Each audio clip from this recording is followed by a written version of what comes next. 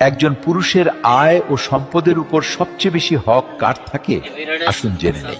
এক হুজুরের কাছে এক ব্যক্তি গেল এবং একটি প্রশ্ন করল। হুজুর খুব সুন্দর করে উদাহরণ দিয়ে উত্তর দিলেন।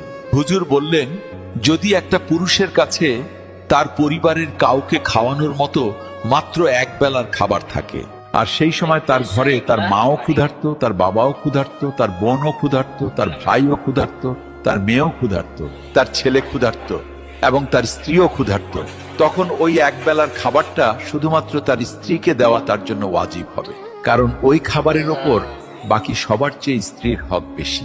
অর্থাৎ স্ত্রীর উপর খরচ করা স্বামীর জন্য সদকাও, ইবাদতও, আবার দায়িত্ব। কারণ স্ত্রী হলো এমন এক আত্মীয় যে আপনার রক্তের সম্পর্ক নয়, কিন্তু তার বিশ্বস্ততা দেখুন কত গভীর। মা, বাবা, ভাই বোন আপনার নিজের রক্ত, কিন্তু স্ত্রী হলো এমন এক সম্পর্ক যা আপনার ভাগ্যে বা নসিবের মাধ্যমে আপনি পান।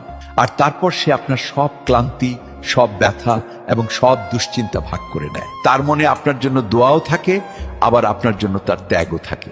আর আল্লাহ এই সম্পর্ক নিয়ে বলেছেন, নারীরা তোমাদের জন্য পোশাক স্বরূপ আর তোমরা তাদের জন্য পোশাক স্বরূপ। অর্থাৎ স্বামী ও স্ত্রী একে অপরের সাহারা, ইজ্জত এবং পর্দা। তাই স্ত্রীর ওপর খরচ করা শুধু ফরজ নয়, বরং এটা ভালোবাসার বহিঃপ্রকাশ এবং সৎকাও।